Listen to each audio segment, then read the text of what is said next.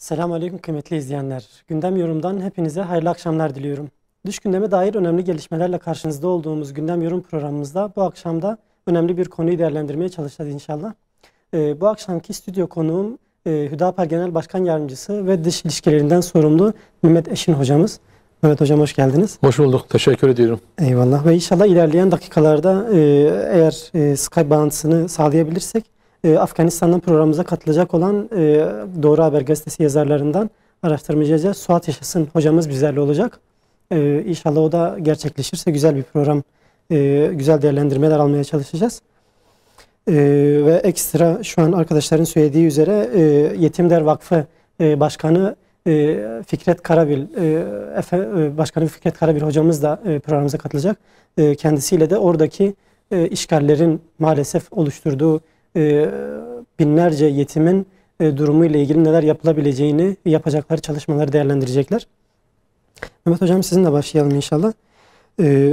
Hocam Afganistan gerçekten çok ciddi elemlerin, acıların yaşandığı bir ülke. Ancak diğer taraftan Müslümanlara çok önemli dersler, çok güzel örneklik teşkil eden bazı olayların yaşandığı ve hala ifade ettikleri, yapacaklarını söyledikleri şeylerle, işlerle Müslümanları örneklik teşkil edecek bazı durumlar gerçekleşecek inşallah.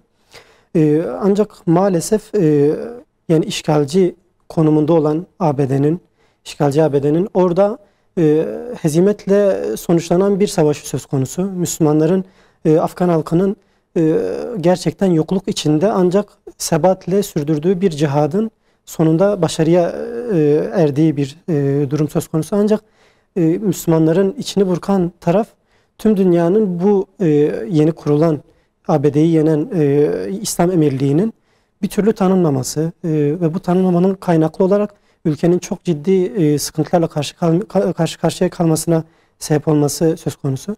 Bunlar arasında Türkiye'de, İslam ülkeleri de dahil ve bu konuda ABD'nin bir nevi onayını bekliyorlar. O tanımadığı sürece tanıyacak gibi de görünmüyorlar. Özellikle Müslümanların bu konudaki zaafını nasıl değerlendirmek gerekiyor ve tüm dünyanın yani böyle birini örneklik babından onu beklemesi, ondan bir nevi yani start vermesini beklemesini nasıl değerlendirmek lazım? Tabii. Bismillahirrahmanirrahim.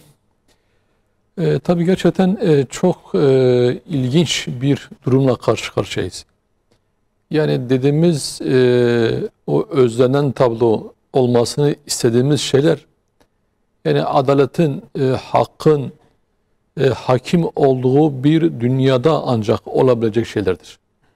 Yani günümüzde dünyada maalesef şu anda adalet, hak, hukuk, hakların güçlü olduğu bir sistem değil, güçlünün haklı olduğu bir sistem söz konusudur. Yani bu sistem sadece dünya genelinde değil, İslam ülkelerinde de bu sistem devam ediyor. Maalesef. Yani bugün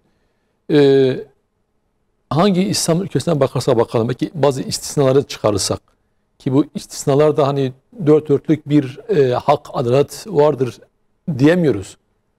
Buralarda bile yönetimde olan, hükümette olan, o ülkeleri idare eden şahsiyetlere baktığımız zaman yani bunlar da o uluslararası o zulüm çarkının birer parçası konumundadır. Yoksa gerçekten dediğiniz gibi eğer bugün yeryüzünde yani bir zerre miktar da olsa en azından hak, adalet hakim olmuş olsaydı zaten Afganistan bu durumda olmayacaktı. Dolayısıyla öyle bir durum olmadığından dolayı Amerika orada işgalciydi. 20 yıl boyunca neredeyse orayı işgal etti.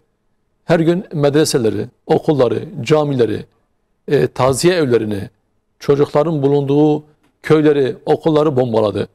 Neredeyse hemen hemen her gün işte basına, medyaya Amerikan hava saldırıları sonucunda, İHA'ların saldırı sonucunda işte şehit edilen, katledilen çocukların, kadınların, insanların fotoğrafı basına yansıyordu. Bütün bunlara rağmen Afganistan elhamdülillah orada Afgan halkı gerçekten bu şartları düşündüğümüz zaman çok büyük, çok onurlu, büyük kayıplara rağmen çok onurlu bir direnç gösterdiler. Yani yılmadılar. hani pes etmediler. Dünya, insanlık, Müslümanlar onlara gereken desteği vermemesine rağmen kendi imkanlarıyla, kendi kuvvetleriyle yerine göre gelen rakamlarda 75 bin insanın bu mücadelede hayatını kaybettiği ve Taliban kadroların da %45'inin bu çatışmada, bu mücadelede hayatını kaybettiği inşallah şehitlerdir. İnşallah. Ve liderinden tut en alt tabakaya kadar. Yani bütün kadrolar tabii caizse bu mücadelede, bu cihatta, bu direnişte şehit verdi. Böylesine onurlu bir direnişten sonra, hani ben bunu derken şu anki var olan yönetim dört dörtlüktür, mükemmeldir. Elbette kusurları var, hataları var, yanlışları var, eleştirilebilir. Çok da doğal. Fakat sonuçta yani bunlar büyük bir iş başardılar bu zulme karşı. Ve maalesef bir taraftan yıllardır Filistin'de işgal rejimi olan, oradaki kardeşlerini şehit eden çocukları, kadınları ve öldürdüğü Filistinli sayısı oranınca, işgal ettiği Filistin toprakları oranınca büyüyen. Çünkü büyüdükçe Filistin topraklarını işgal ediyor. Bir işgal rejimi var. Yani bu işgal rejimiyle hani akidevi, insani, ahlaki, uluslararası hukuku göz önüne aldığımız zaman yani normal şartlarda hiçbir İslam ülkesinin, hani bırakın İslam ülkesini, normal bir devlet dahi bununla ilişki kurmaması gerekirken işte İslam ülkeleri Siyonist İsrail'le maalesef ilişki kurarken, ilişkiye geçerken, tanırken, ticari, ekonomik, siyasi, askeri birçok alanda ilişki kurarken maalesef şu anda Afganistan'daki yeni yönetim tanınmıyor. Bu da gerçekten de Müslümanların büyük bir ayıbıdır. Ve Amerika'dan sinyal gelmedikçe, Amerika onaylanmadıkça, ki zaten Amerika orayı işgal etti. Orada tutunamayınca geri çekildi. Hani işte tamam biz işgali bitiriyoruz. Gerçekten de bu hakka, bu insanlara zulmettik, katliam yaptık, topraklarını işgal ettik diye değil. Yani tabii zorla oradan çıkartıldı. Yani oradan çıkmak zorunda kaldı, kaçmak zorunda kaldı. Evet. Dolayısıyla bir Amerika'nın kalkıp da işte oradaki rejimin güçlenmesini, yönetimin güçlenmesini, ekonomik açıdan kendi ayakları üzerine durmasını elbette ki istemez yani. Yani silahla yapamadığını şu anda ekonomik yaptırımlarla, açlıkla, susuzlukla, oradaki insana tabi caizse zaruri ihtiyaçlarını karşılamayacak duruma getirerek bu yolla diz çöktürmeye çalışıyor. Ve maalesef bütün dünya gibi Müslümanlar da ümmette bunları izliyor, temaşa ediyor, seyrediyor. Ve geçen de işte açıklama yapıldı. Henüz erken. Yani erken olan ne? Ne zaman tanıyacaksın? Zaten Amerika tanıdıktan sonra tanımanda bir anlamı kalmayacak. Önemli olan burada onurlu bir davranış göstermek, onurlu bir harekette bulunup ben bu yönetimi tanıyacağım demek. Yoksa yarın Amerika tanımış, Avrupa ülkeleri tanımış, Rusya tanımış, Çin tanımış. Ki şu anda da zaten Çin orada resmi olarak tanımamış olsa bile orada birçok çalışıyor. Ki en azından haberlerden izlediğimiz, duyduğumuz kadarıyla oradaki yönetimin yöneteceği diyor ki Türkiye gelsin buraya. Biz her türlü imkanı tanıyacağız. Yani gelsin buraya. Yatırım yapsın, işte maden çıkarsın, farklı alanlarda yatırımlar yapsın. Biz bunu istiyoruz. Yani Çin'in gelmesindense Türkiye'nin gelmesini istiyoruz. İslam ülkenin gelmesini istiyoruz. Bütün bu çağrılara rağmen maalesef İslam ülkeleri sadece birisi değil, ikisi değil, hepsi maalesef şu ana kadar tanıyan tek bir İslam ülkesi yoktur. Aslında yarın öbür gün Afganistan ki öyle bir şey görmüyor ancak bir hata yaptığında bu sefer diyecekler ki hata yaptı. Halbuki şu an belki onu hataya iten en büyük etkenler de bu zorlukla karşı karşıya bırakan bu ülkelerdir yani eğer öyle bir hata da olsa. Yani yeni yönetim yapacağı en iyi şey. Yani hangi hata olursa olsun yani bu İslam ülkelerinin takmış olduğu hatanın, yanlışın, cürün yanında kanaatimce küçük kalacaktır. Aynen. Şu an Afganistan'dan programımıza bağlanan Suat Yaşasın hocamız da sanırım Skype bağlantısı gerçekleşti. Suat hocam beni duyabiliyor musunuz? Duyuyorum Ammar'cığım. Hayırlı akşamlar. Hoş geldiniz. Buradan selamlar Afganistan'a. Hoş bulduk. Selam size, Mehmet Hoca'ya selamlar söylüyorum. Selam hocam. Hocam öncelikle kısaca neredesiniz? Kabil'de mi? Mezar-ı Şerif'te mi? Oradan başlayalım. Afganistan'dasınız. Böyle ufak Bir şeyinizi alalım mı? Hangi atmosferdesiniz? Sesi biraz internette biraz zayıflık var da. Evet. Yani şu an tam olarak neredesiniz hocam? Biraz daha şu an geliyor mu sesim? Tamam geldi şimdi. Evet tamam. Şu an Kusura bakmayın, burada internet biraz problemli doğrusu. Afganistan maalesef tercihetle geri bırakılmış bir yer olması münasebetiyle yani dinleyiciler de izleyiciler de bunun Rehber TV'den kaynaklanmadığını bilsinler diye söylüyorum. Problem maalesef Afganistan'ı geri bırakan zalimlerden kaynaklı. evet. Afganistan'dasınız hocam. Yani özellikle biz Afganistan deyince aklımıza direkt Kabil geliyor. Yani gerçekten sizinle birlikte bu konuyu konuştuk. Böyle Afganistan'ı değerlendirdik. Özellikle böyle bizleri onurlandıran çok ciddi gelişmeler yaşandı orada. Siz yani gerçekten dayanamayıp oraya gittiniz. Oradan da görmek istediniz.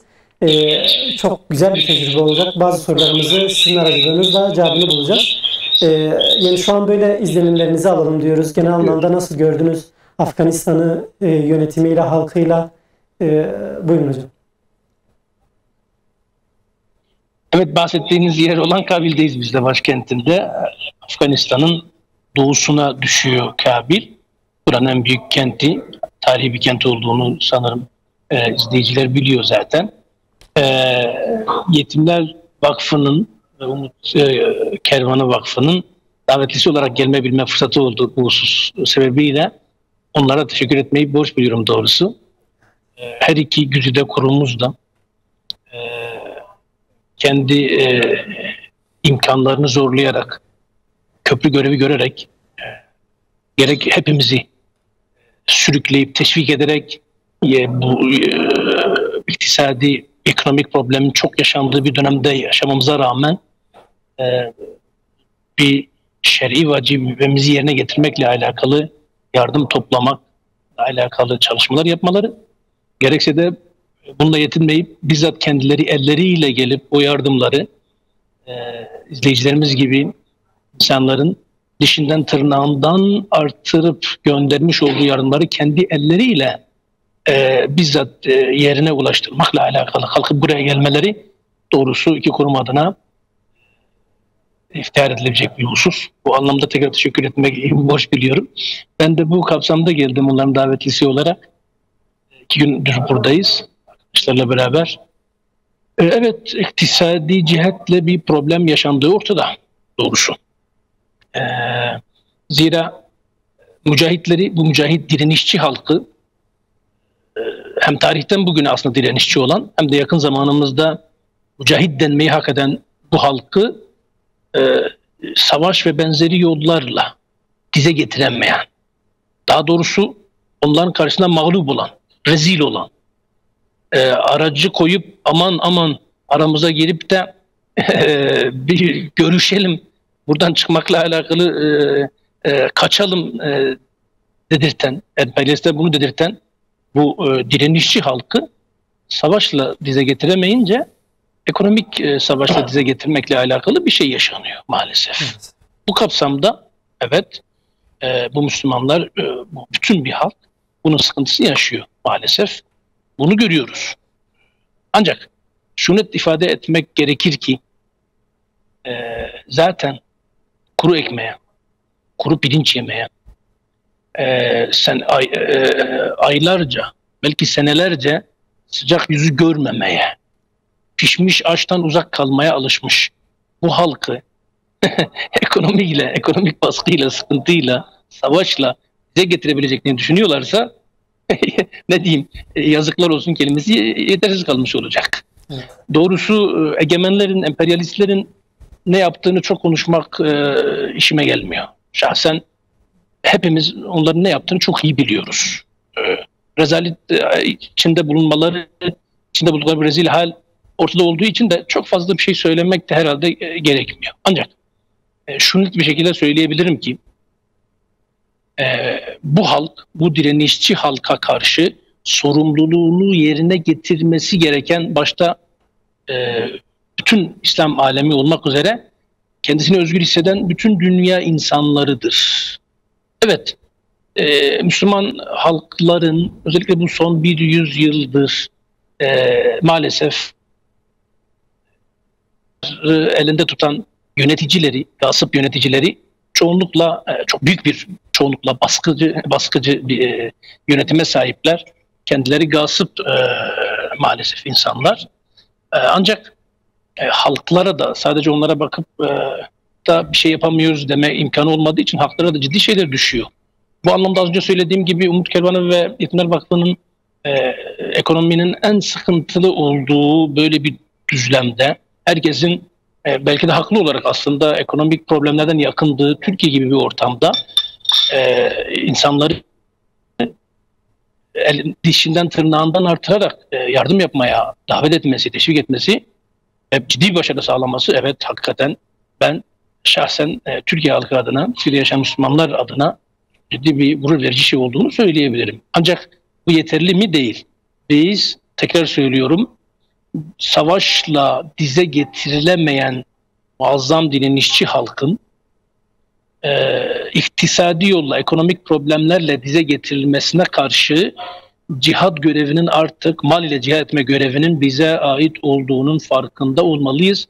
Bununla ilgili Allah Teala'ya karşı, peygamberine karşı, bütün bir İslam alemine, İslam ümmetine ve özellikle Afganistan'ın direnişçi halkına, mücahitlerine karşı özel bir görevimiz olduğunu söylemem icap ediyor doğrusu. Yani aslında bahsettiğiniz konuyu hocam biraz Mehmet hocamızla da konuştuk aslında ama bunun diğer tarafına değindiniz. Gerçekten İslam ülkeleri veyahut diğer ülkeler hükümet olarak, yönetim olarak, ülke olarak tanımasa bile halkların veyahut fert olarak veyahut yapı olarak diğer kesimlerin tanıması gerektiğinden bahsettiniz. Destek olması, onlara en azından şu anki insanlık namına ciddi sorunlarını gidermesi gerektiğini ifade ettiniz. Diğer taraftan yani merak ettiğimiz diğer bir konu da yani doğrudur. Gerçekten ciddi sorunla karşı karşıyalar. Ancak iki tarafta da hem Afganistan'da hem dünya Müslümanları arasında böyle iki taraflı bir güvensizlik hissediliyor gibi. Yani dünya Müslümanları yani ülke bazında değil diğer kuruluşlar, kurumlar veyahut yapılar olarak yani oraya çok fazla gidip gelip böyle sıcak ilişkiler içine girmemiş gibi görünüyor buradan. Aynı şekilde yani yeni İslam Emirliği tarafından da Müslümanları kucaklayıcı gelip yani hepinizi çağırıyorum şeklinde böyle çok ısrarlı bir çağrı hani doğrudur yönetimlere gidiyor gerçekten. Ancak gözle görünen diğer Müslümanlara destek babından en azından yani daha güçlü olması gerektiğini düşünüyorum. Bu konuda siz oradasınız, görüyorsunuzdur. Yani Müslümanları daha çok görebiliyor muyuz? Buradan gördüğümüzün dışında gerçekten Müslümanların ciddi bir akını oraya yönelik ilişkiler kurmaya çalıştıklarını görüyor musunuz? Yani oradasınız gerçekten aslında çok sorunuz var ancak bu konu belki en önemlilerinden. Müslümanların oraya yani nasıl baktı, oraya destek veriyorlar mı? Neler görüyorsunuz orada genel anlamda? En net bir şekilde şunu söyleyebilirim ki bizim bugün beraber geldiğimiz bu Müslüman kardeşlerin de az önce bahsettiğim vakıfların da içinde olduğu hassasiyet sahibi, dertlenen, bu usta kendisini şer'i cihetle mesul gören evet nice insan ve yapı söz konusu. Hamdolsun bunu bir şekilde söyleyebilirim. Ancak evet bu Müslümanlar çağrı yapmakla beraber şunu da diyebilirim ki Allah'a o kadar dayanmış insanlardan bahsediyoruz ki insanlar ellerinden geleni yapıp yapmamak hususunda serbesttirler. Allah'a karşı mükellefiyetlerini yerine getirsin getirmesin. Bunun mesuliyetiyle alakalı hesabı Allah Teala vereceğinin herhalde farkındadır. Ancak bu hususta ciddi gelişmelerin gösterilmesi gerektiğini söyleyebilirim. Yani bazı Müslümanlar, yapılar, kardeşler, dertlenenler, bazılarının da belki maslahatına, menfaatine geldiği için koşup da gelenler kuşkusuz mevcut. Ancak dünya üzerinde ciddi çalışmaları olan, örgütlenmesi bulunan, kadroları bulunan, uzmanları bulunan, Allah Teala'nın ve sonra ümmetin desteğiyle bir güç kazanmış İslami yapıların Afganistan meselesine bigane kalması, buradaki Müslümanlara el atmaması şer'i bir mükellefiyettir. Bunu altını çizmek istiyorum. Allah Teala bu Müslümanlar 40 senedir savaştan sonra ayakta tutan, bu zaferleri sağlayan Allah Teala hiç kimse destek vermez, yardım göstermese dahi zafer etmeye Allah Teala kadirdir. Kimseye muhtaç olmayız. Bu Müslümanlar da muhtaç olmaz. Ancak sorumluluğunu yerine getirmemenin hesabını vermek ağırdır. Bunu özellikle çizerek söylüyorum. Daha önemli mesele, İslam aleminin özellikle önemli ülkeleri olan Türkiye, İran, Pakistan gibi yerlerin idarecilerine. Yani başka ülkeleri belki sayabilirdik ama pek bir beklentinin olduğunu sanmıyorum. Zira gördüğüm kadarıyla buradaki ana beklenti Türkiye, İran, Pakistan ve de Katar. Başta olmak üzere nispeten şer cephesinden uzakta görünen, yani biraz karşıt gibi duran ülkelerin idarecileriyle alakalı. Doğrusu sadece Amerika ve Batı öyle istiyor diye kalkıp bugün bütün halkın neredeyse konsensüsüyle kendisinden gaspen alınmış iktidara tekrar gelmiş olan İslam Emirliğini, Taliban'ı tanımamak, bu devleti, hükümeti tanımamak diye bir şey yapmak, yani kelimenin en basit haliyle aymazlıktır, basiretsizliktir, bir şey bilmemezliktir, görmemektir. Çok şey bir haldir ya. Yani düşünün, Amerika az önce söylediğim gibi bu 7 senedir birileri aman aracı olsun da Taliban artık perişan etti bizi. Ya bir görüşelim, bir masada oturalım, çekilmeyi konuşalım diye bu kadar bas bas bağırmış, aracı aramış ve sonunda zorla Katar'ı bulmuş. Onları masaya oturtmuş. Şartların tek tek kabul etmek zorunda kalmış. Rezil rüsva uymuş. Kendisinden önceki İngilizler ve sonra Ruslar gibi belki yıkılmasına sebebiyet verecek bir hezimete uğramış olan Amerika istemiyor diye kalkıp bu kendince özgür sayılan, özgür kararlar aldığını söyleyen bu ülkelerin iktidarlarının hiçbir şey yokmuş gibi tanımakla alakalı bir işleme girmemeleri nedir? Onlar bir zahmet tavsif etsin, nitelesin. Çok kötü bir durum doğrusu. Bunu da şekilde ifade etmeye çalışabiliriz. Ancak dediğim gibi Allah Teala ne verirse zaten bu Müslümanlar Allah'ın izniyle buna karşı durabilecek güçte olduklarını zaten dünyaya ispat etmişler ama halklar düzeyinde şahsiyetler, İslami cemaatler, yapılar, kurumlar, sadece hayır kurumları, vakıflarından bahsetmiyorum. Kadroları olan, projeleri bulunan, bir devletin ayakta kalmasını gerektirecek iktisadi veya kalkınmaya yönelik bir proje ve gücü olan, fikriyatı olan, bunu yapabilme imkanı olan herkes ve her yapının bununla alakalı acilen doğrusu bu işe atması gerekiyor. Afganistan dünyanın en fakir insanların yaşadığı bir ülke haline getirilmiş olmasına rağmen dünyanın en zengin yeraltı kaynaklarına sahip ülkelerden bir tanesi. Evet. Sadece iktisadi kaygıyla şirketler gelse dahi buraya şimdi akın akın insanın gelmesi gerekiyordu. Aklın başına almalı Müslüman devletlerin idarecileri ve kendisini muhafazakar veya dindar olan nitelendiren şirketlerin yöneticileri, Sonusi adla bitiren ülkelerin, derneklerin yöneticileri falan. Bunlar baksın görsün ki başta Çin olmak üzere henüz belki Kabil tamamen ele geçirilmeden koşa koşa gelip bu devlet hükümetle anlaşma yapmaya çalışıyor. İktisadi anlaşmalar yapmaya çalışıyor. Ya ısrarla Müslümanlar, hele de Türkiye başta olmak üzere az önce bahsettiğim 4 tane ülkenin gelmesini isteyen bir hükümet dururken Allah aşkına Amerika ve Batı istemiyor diye böyle bir şeyden nasıl uzak kalırsınız? Hem de iktisadi sıkıntı yaşadığını söyleyen bir ülkenin vatandaşları olarak hepimiz iliklerimize kadar bunu görüyorsak, madem böyle bir çıkışa da ihtiyaç hissediliyor, Batı dışında yol aramak ihtiyacı var. O zaman buyurun gelin, buranın madenleri, yeraltı zenginlikleri bakir durumda sizi bekliyor. Hem dünyevi olarak Allah'a karşı mesuliyetinizi yer getirin, hem ahirette hesap verebileceğiniz bir yüzünüz olsun. Hem de bu iktisadi problemin yaşandığı zamanda bir iktisat kapısı, maddi olarak iktisadi bir kapı açılmış olsun. Hem de bunu yapmış olmaktan ötürü belki Allah Teala'nın yer ve gök kapılarının size açılması, size ve vatandaşlara açılmasıyla alakalı bir aracılık olmuş olsun diye söyleyebilirim. Eyvallah. Hocam bahsettiniz az önce. Yeni Yetim Der Vakfı Başkanı da sizinle birlikte, ki nitekim gitmenize aracı olanlar da onlar. Evet. Onlarla da konuşmak istiyoruz. Özellikle Yetimler Vakfı Başkanı Fikri Karabil hocamız da inşallah birkaç böyle cümleyle de olsa düşüncelerini, orada yapacakları faaliyetleri yeni konuşmak istiyoruz. Kendileri bilmiyorum şu an beni duyabiliyorlar mı? Yani inşallah yani gerçekten sadece Yetimler Vakfı değil, daha önce programlarımızda konuk ettiğimiz Umut Kervanı Vakfı da benzer şekilde Afganistan'da ve ciddi çalışmalar yürütüyorlar. Gerçekten Afganistan bu konuda sadece böyle parmaklarla sayılacak kurumların değil, bunların yüzlerce, hatta bunların çok daha büyük, bunlardan çok daha büyük çalışmalar yapabilecek ülkelerin desteklediği vakıflara ihtiyaç duyuyor.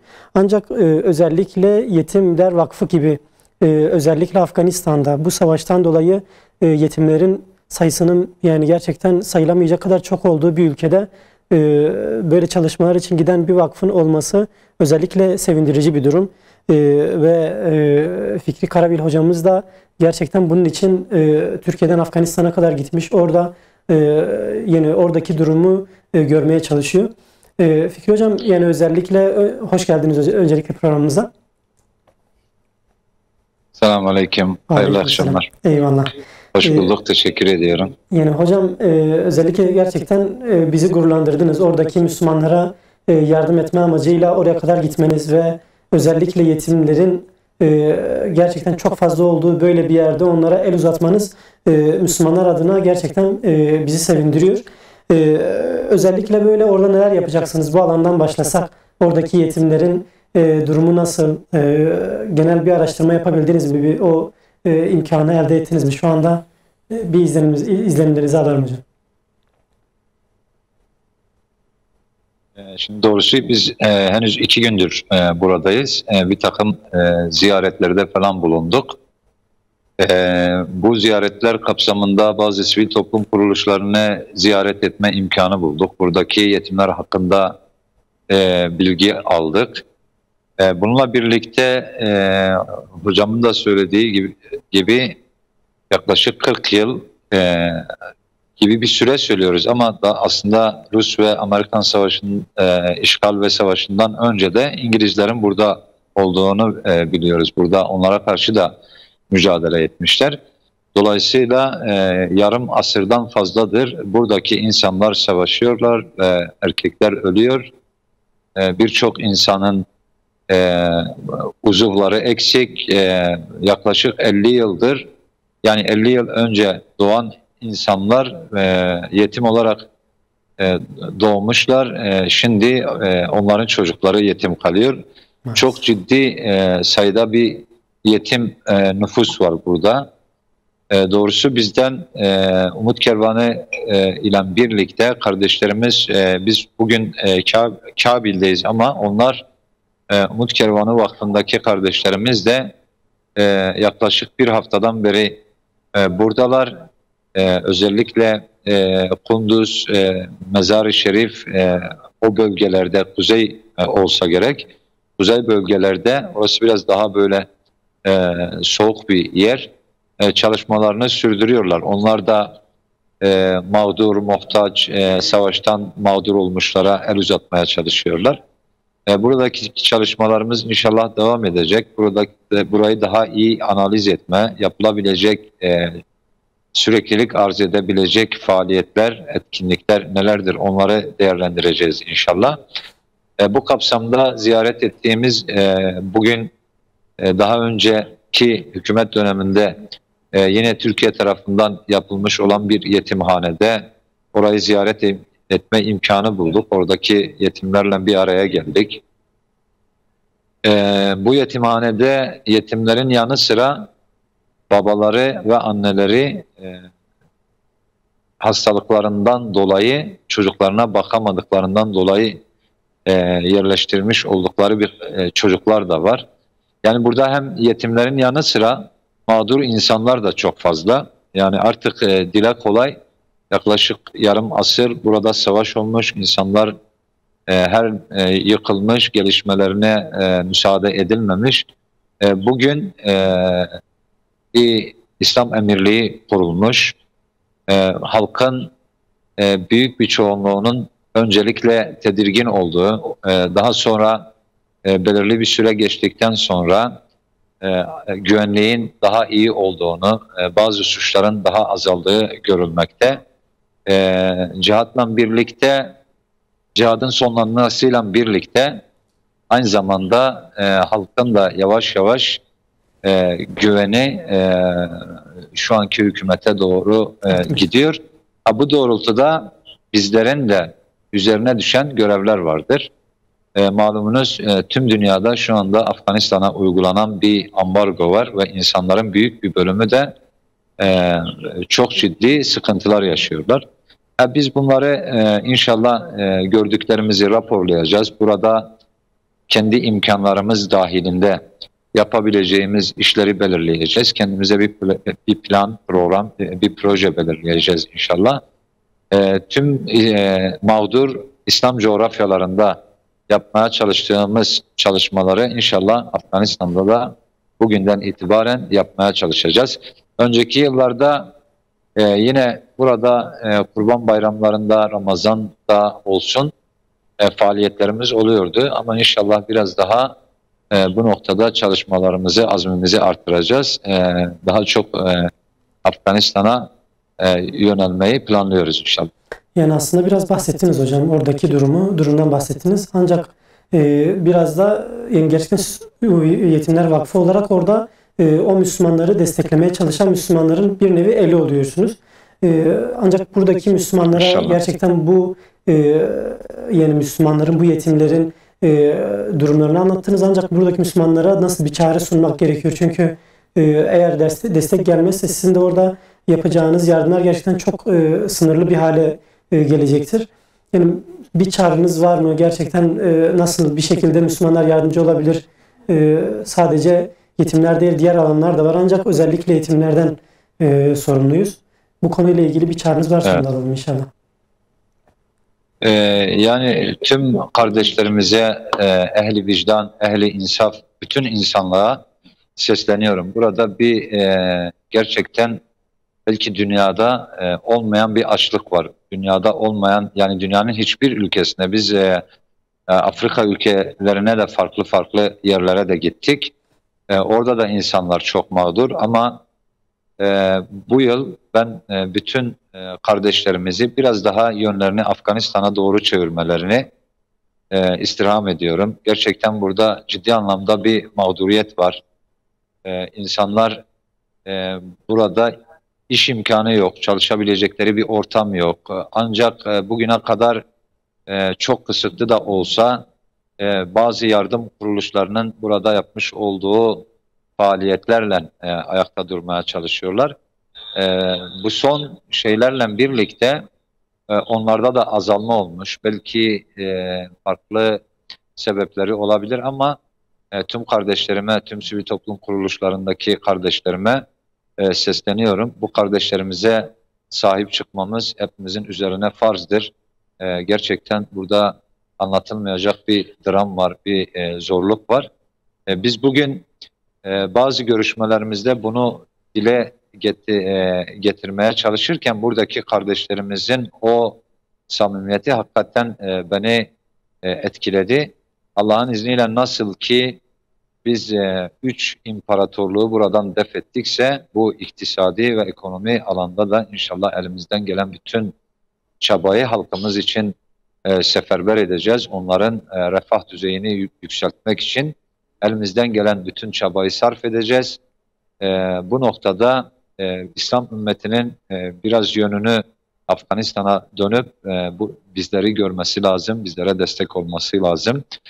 Olsalar da olmasalar da biz elimizden gelen Rabbimize karşı olan sorumluluğumuzu yerine getireceğiz. Nasıl ki bu 3 imparatorluğu buradan kovduksa Allah'ın yardımıyla inşallah bunu da yapmaya çalışacağız.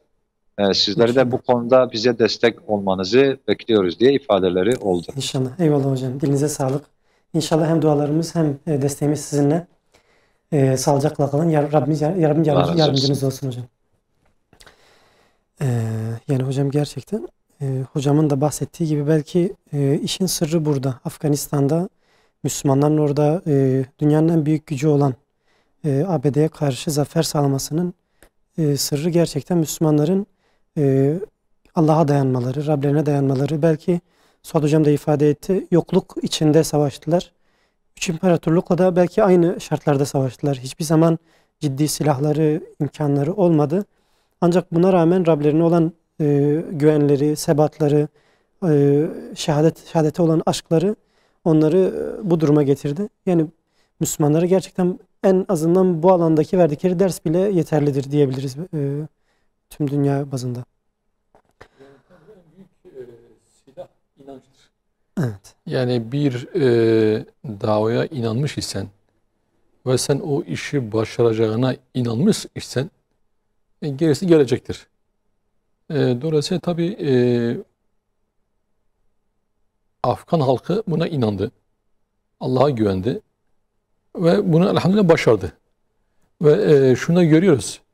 Yani evet, ülke yöneticileri her ne kadar yeni yönetimi tanımamış olsalar bile yani bunun halkların nezdinde bir karşılığı yoktur. Yani şu anda işte Türkiye yeni yönetimi tanımadı ama Umut Kervanı gibi, Yetimler Vakfı gibi nice kurum ve kuruluş orada Afgan halkına yardımcı olmaya çalışıyor. Sadece Türkiye değil, belki dünyanın birçok noktasındaki İslami ülkelerdeki, İslami olmayan ülkelerde bile.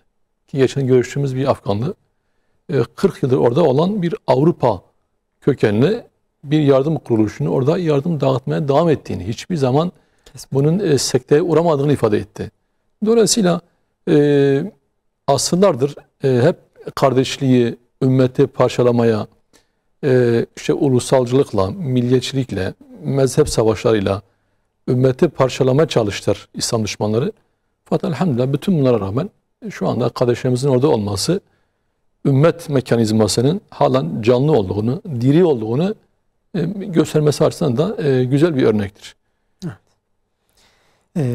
Yani aslında az önce de bahsettiniz. Bir önceki konuda da gene birazcık değindik. Ancak biraz daha genişletmek gerektiğini düşünüyorum. Çünkü Türkiye'deyiz. Gerçekten ülkemizin halk olarak gerçekten gurur duymamız gereken bir anlayışa sahip halkımız var. Genel anlamda Müslümanların yani tüm dünya Müslümanlarına yardım etme, gerçekten onların ihtiyaçlarını giderme babından yardımlarına koşan bir halkımız var. Ancak Türkiye'nin son attığı Filistin davası meselesindeki işgalci İsrail'i Türkiye'de karşılaması, misafir etmesi, bu konuda bazı anlaşmaların yapılacak olması veyahut yapılması, diğer taraftan yani işgalci, yani bahsettiğim gibi çocuk katili, yani gerçekten başkalarının topraklarına açık açık girip orayı işgal eden bir rejim ile bunu yapması, ancak diğer taraftan kendi toprağını savunan, açık bir şekilde işgalciye karşı direnen Afganistan'daki yeni kurulan hükümeti tanımaması, yani büyük bir çelişki. Ve bu alandaki belki yani işgalci İsrail tanımadaki sebepleri çok basit, bir ekonomik veya diğer meseleler olabilir. Ancak mesele akidevi, gerçekten kutsallarımızı işgal eden, çiğneyen, Müslümanları katleden bir rejim olunca yani bu yapılmalı mıydı gibi bir soru sormak gerekiyor.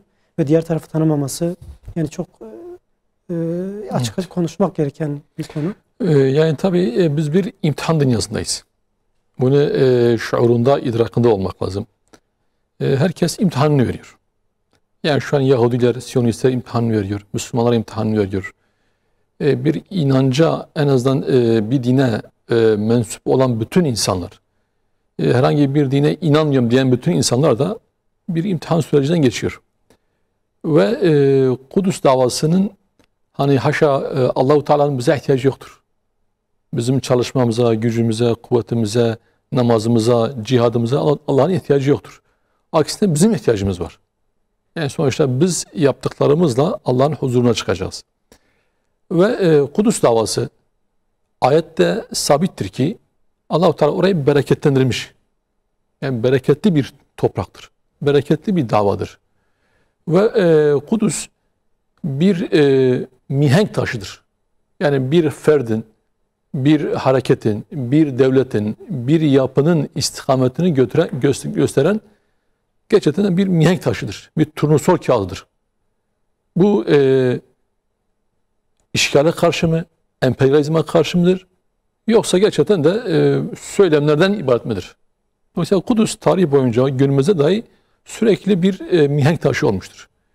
Dolayısıyla bu bereketli Kudüs davasına sahip çıkan, mücadele eden, bedel öden bütün şahsiyetler, bütün devletler, bütün yapılar aziz olmuşlardır. Yani Selahaddin Eyyubi gerçekten de belki ondan çok daha büyük devletler kuran, çok daha büyük toprağa sahip olan veyahut da çok daha farklı başarılar elde etmiş olan hükümdarların, yöneticilerin, idarecilerin belki bugün SMS'i okunmuyor. Ama diğer taraftan Selahaddin Eyyubi aradan 1000 yıl geçmesine rağmen, ki geçenlerde denk geldim, gerçekten çok dikkatimi çekti. Diyor ki Avrupa'da, Batı dünyasında Peygamberimiz Hz. Muhammed Aleyhisselam'dan sonra en çok tanınan şahsiyet Selahaddin'dir. Bunu Batılılar söylüyor, yani biz değil, Batılılar bunu söylüyor. En çok tanınan, bilinen şahsiyet Selahaddin'dir. Ve bugün İslam coğrafyasının neresine giderseniz gidin, Selahaddin denince herkes saygı, ihtiram değil mi? Gösteriyor. Bu Kudüs davasından dolayı geliyor. Aksa davasından dolayı geliyor. Diğer taraftan Kudüs'e sırt çeviren, Aksa davasına sırt çeviren kim olursa olsun, yani Müslüman olsun, gayrimüslim olsun, velev ki farklı alanda başarılar elde etmiş olsa bile Kudüs davasına sırt çevirdiği an Kudüs davasını onu zelil ediyor. Yani o izzetini, Allah Teala onun nimetini ondan çekiyor ve tabi caizse onu zelil ediyor. Dolayısıyla bu noktada yani Kudüs davasına çalışmak hani fedakarlık değil, aksine bir onur, bir izzet vesilesidir. Bugün Türkiye gerçekten de her ne kadar Siyonist işgal rejimi tanıyan da ilk ülke olsa bile, halen öyledir. Olsa bile özellikle Tayyip Erdoğan'ın Başbakan, Cumhurbaşkanı döneminde işgale karşı, Siyonizme karşı, One Minute olayı olsun, Marmara olayı olsun, ondan sonraki süreçlerde olsun ve mazlum Filistin halkına kucak açmış olmasından dolayı gerçekten de bir teveccüh gösterildi. Yani bu takdiri hak ediyordu. Aynen. Gerçekten teveccüh hak ediyordu. Her şeye rağmen duruşunu Kudüs'ten yana kullanması. Dolayısıyla ve Türkiye gerçekten de hani bir Afganistan değil, işte bir yeni kurulmuş bir Arap ülkesi değil, köklü devlet geleneği olan bir imparatorluğun bakiyesini, mirasına sahip çıkan bir ülkeden bahsediyoruz burada. Yani belki Türkiye halkının yardımsever olması, bütün ümmet coğrafyasına yardıma koşması da bundan dolayı kaynaklanıyor. Yani kendine farklı bir göze bakıyor. Çünkü sonuçta 20 milyon kilometre karelik bir imparatorluğun, Osmanlı İmparatorluğu'nun, ondan Selçuklu İmparatorluğu'nun bunların bir bakiyesini taşıyan bir ülkedir. Sıradan bir ülke değil. Orada yaşayan halk o tarihi şuuru olan, tarihi birinci olan coğrafi olarak, tarihsel olarak bu topraklara idare etmiş bir halktan bahsediyoruz, bir ülkeden bahsediyoruz. Dolayısıyla Türkiye'nin noktada duruşunu netleştirmesi lazım. Yani belki Kudüs davasına olan o yardımından dolayı, işgale karşı olan o duruşundan dolayı Allah-u Teala birçok kapı açtı. Her şeye rağmen onu muhafaza etti. Koruduğu bazı alanlarda. İşte bütün Müslümanlar teveccühü, sevgisi Türkiye oldu. Ve şu anda İstanbul'da yaşıyoruz, siz de biliyorsunuz. Şu anda ümmet coğrafyasının her tarafında insanlar burada. Ve bunlar evet belki bir açıdan yük gibi gözükse bile ya bu insanlar sonuçta bir köprü görevi görüyor. Türkiye ile ülkeler arasında ticari açıdan, ekonomik açıdan, eğitim açısından her alanda bir köprü görevi görüyor. Ve şu anda inanıyorum bu insanlar üzerinden, bu Müslümanlar üzerinden, o mazlum Müslümanlar üzerinden Türkiye dışarı açıldı. İhracatta şu an işte mal yetiştirilemiyor. Evet. Rekor kırılıyor. Bunun altında önemli bir etken de burada yaşayan o Müslümanların kendi ülkeleriyle ilişki kurması, ticari ilişki içerisine girmesi bu Türkiye açısından oldu. Sadece bu ticari değil. Dediğim gibi eğitim alanda oldu. Bugün İstanbul'da birçok yerde bakıyoruz ki farklı farklı anda akademisyenler var, alimler var. Bu Türkiye toplumuna çok şey kattı. Dolayısıyla bunu görmek lazım. Yani eğer biz kim olursa olsun Kudüs davasına sırt çevirirse ve işgal rejimini destekler mahiyette şunu görmek lazım. Yani Filistin halkının menfaati, çıkarı ile işgal rejiminin çıkarı bir değildir. Yani ben ikisine yardım edeyim, ikisine göreyim, mümkün değil bu. Yani tabi caizse bir insanın vücudunda bir kanser uru, tümörü olduğu zaman yani bu kanser uru büyüdükçe vücut zayıflıyor. Çünkü vücuttan yiyor bu. Vücudu ele geçiriyor. Dolayısıyla ben hem vücudu tabi caizse koruyayım hem de o virüsün büyümesine engel olmayayım dersen bu mümkün değildir. Şu anda işgal rejimi bir virüstür. Bir kanser urudur. Dolayısıyla bu burada olduğu müddetçe ve büyüdükçe de İslam topraklarını işgal edecektir. Ve Siyonist rejimin varlığı sadece Filistin halkı için değil mi? Türkiye için bir tehdittir. İşte gördük yani dün 2 gün önce, 3 gün önce Kürdistan bölgesine füzeli saldırı oldu. Sebebi ne? Hani o haklı haksız değil. Sebebi orada Siyonist işgal rejiminin üstlerinin olmasıdır. Ve Siyonist işgal rejiminin Amerika'nın emperyalizminin girdiği hiçbir yerde huzur, barış, istikrar olmaz. Dolayısıyla bu noktada temennimiz, umudumuz, çağrılarımız, uyarılarımız Siyonist işgalden dost olmaz, müttefik olmaz. Siyonist işgal rejimi bir noktada menfaati yoksa, çıkarı yok ise kesinlikle adım atmaz. Yani işte ben şey yapayım değil. Ve Allah muhafaza eğer bu yarın öbürsü gün yani ne olursa olsun geriye dönüş olmaması lazım. Yani Mavi Marmara öncesine, One Minute öncesine ilişkiler o düzeye gelmemeli. Ve Türkiye kim olsa olsun, yani yarın farklı bir lider olabilir, farklı bir yönetici olabilir, başbakan olabilir, cumhurbaşkanı olabilir. Kim olsa olsun Türkiye tavrını net olarak Kudüs'ten, Aksa'dan yana koyması lazım. Ve işgal rejimine karşı her alanda, her zeminde karşı olması lazım. Türkiye yakışan budur. Evet. Olması gereken budur. İnanıyoruz ki şu anda Türkiye ekonomik açıdan, siyasi açıdan Akdeniz üzerinden kuşatmaya çalışan yine Siyonist rejimdir. Müsebbibi yine budur. Dolayısıyla bir açıdan sıkıştırırken bir açıdan da ona bir açık kapı bırakmaya çalışıyor. Ya işte ben seni kurtarayım. Sonuçta bunu yapan yine kendisidir. Dolayısıyla inşallah temennimiz, umudumuz hükümetin, yöneticilerimizin, halkın o duygularını anlayarak, bütün ümmetin o teveccühünü anlayarak, tekrar göze geçirerek o duruşuna tekrar devam etmesini istiyoruz, temenni ediyoruz. İnşallah. Yani nitekim Müslümanların bahsettiğiniz gibi tüm dünya Müslümanların Türkiye'ye besledikleri o muhabbetin temel sebebi gerçekten en temel sebeplerden birisi de bu izzetli duruşu, Müslümanları korumasıdır.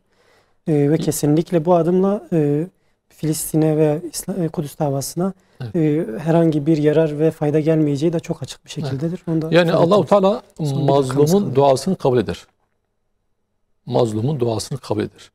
Ve mazlum ile Allah arasında o duasında bir perde yoktur. Evet. Dolayısıyla bu mazlumlar dua ettiği müddetçe Türkiye birçok tehlikeyi inanın ki bertaraf edecektir. İnşallah. Ama Allah muhafaza bu mazlumların duası kesilir ve bu dualar artık beddua aşamasına gelirse inanın hiç kimse tabi caizse bu zulme yani Allah'ın gayreti devreye girer. Allah muhafaza o zaman da gerçekten de hem ülke olarak hem halk olarak büyük sıkıntılar yaşayacağız. Allah muhafaza. Eyvallah hocam. Dilinize sağlık. Allah razı olsun. Evet değerli izleyenler, bugün çok değerli konuklarımızla birlikte Afganistan'ı konuştuk. Afganistan'dan programımıza bağlanan araştırmacı yazar Suat Yaşasın ve Yetimler Vakfı Başkanı Fikret Karabil hocamız bizlerleydi. Aynı zamanda stüdyo konuğum olarak da Hüdapar Genel Başkan Yardımcısı Mehmet Eşin hocamız bizlerleydi. Bir dahaki programda inşallah gene önemli bir konuyla karşınızda olmak üzere. Allah'a emanet olun.